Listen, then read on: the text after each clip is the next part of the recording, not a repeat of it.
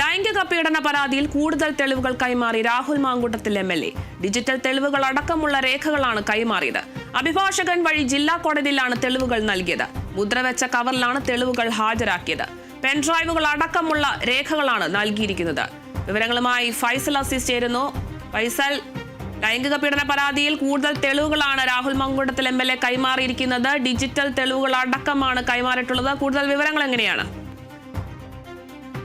അരുണിമ, അത് തന്നെയാണ്. അതായത് രാഹുൽ മാങ്കൂട്ടത്തിൽ MLA ഇന്നാണ് കോടതിയിൽ അഭിഭാഷകർ മുഖേന തെളിവ് സമർപ്പിച്ചത്. അതായത് ശാസ്ത്രീയ തെളിവുകളാണ് കോടതിയിൽ നൽകിയിരിക്കുന്നത്.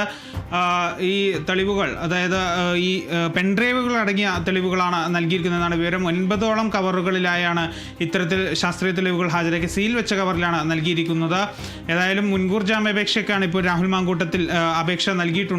ഇന്നലെ അദ്ദേഹം തിരുവനന്തപുരത്ത് എത്തി എന്നുള്ള അദ്ദേഹത്തിന്റെ അഭിഭാഷകർ തന്നെ പറയുന്നുമുണ്ട്. അതായത് ഇത്രയും ദിവസം അദ്ദേഹം ഒളിവിലാണ്, ഇപ്പോഴും ഒളിവിൽ തന്നെ തുടരുകയാണ്. പോലീസിന് ഇതുവരെയും കണ്ടെത്താനായിട്ടില്ല. ഏതായാലും രാഹുൽ മാങ്കൂട്ടത്തിൽ തിരുവനന്തപുരത്ത് എത്തിയാണ് ഈ ഇത്തരത്തിൽ ഈ മുൻകൂർ ജാമ്യാപേക്ഷയിൽ ഒപ്പിട്ടത്.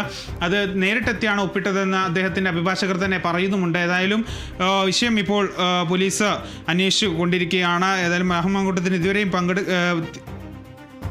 രാഹുൽ മാങ്കൂട്ടത്തിന് ഇതുവരെയും കണ്ടെത്താൻ സാധിച്ചിട്ടില്ല. അദ്ദേഹം പാലക്കാടുണ്ടോ അതോ തിരുവനന്തപുരത്ത് തന്നെ തുടരുകയാണോ എന്നുള്ളൊരു കാര്യമാണ് ഇപ്പോൾ പോലീസ് അന്വേഷിക്കുന്നത്. ഏതായാലും രാഹുൽ മാങ്കൂട്ടത്തിൻ്റെ മുൻകൂർ ജാമ്യാപേക്ഷ ബുധനാഴ്ച കോടതി പരിഗണിക്കുകയും ചെയ്യുന്നുണ്ട്. ഈ രാഹുൽ മാങ്കൂട്ടത്തിൻ്റെ ഈ കേസ് കഴിഞ്ഞ ദിവസമാണ് 3 മാസങ്ങൾക്ക് മുമ്പാണ് അദ്ദേഹത്തിനെതിരെ ആദ്യമായി ആരോപണം ഉയരുന്നത്. അതിന് പിന്നാലെ അദ്ദേഹം പരാതിയില്ല എന്നുള്ളൊരു കാര്യത്തിലായിരുന്നു കോൺഗ്രസ് നേതൃത്വം ഉൾപ്പെടെ ഉറച്ചു നിന്നിട്ടുണ്ടായിരുന്നത്. പരാതികൾ കൊടുക്കട്ടെ, ഹു കെയേഴ്സ് എന്നൊക്കെ അദ്ദേഹത്തിൻ്റെ വാക്കുകൾ നമ്മൾ കേട്ടതാണ്. അതിന് ശേഷമാണ് അദ്ദേഹം വീണ്ടും പാലക്കാട് സജീവമായി തുടങ്ങിയത്. ആ സജീവമായതിന് ശേഷം പിന്നീട് വീണ്ടും അദ്ദേഹത്തിനെതിരെ ഈ ആരോപണം ഉയർന്നു. ഒരു ശബ്ദ സന്ദേശം വന്നു, വാട്സപ്പ് ചാറ്റുകൾ ഉൾപ്പെടെ പുറത്തു വന്നു. അതിന് പിന്നാലെയാണ് യുവതി പീഡിപ്പിക്കപ്പെട്ടു എന്ന് പറയുന്ന യുവതി പോലീസിൽ മുഖ്യമന്ത്രിക്ക് പരാതി നൽകുന്നത്. മുഖ്യമന്ത്രിയുടെ ഓഫീസ് അത് പോലീസിന് കൈമാറി. അങ്ങനെയാണ് പോലീസ് രാഹുൽ മാങ്കൂട്ടത്തിനെതിരെ കേസെടുക്കുന്നത്. ആ കേസെടുത്തതിന് തൊട്ടു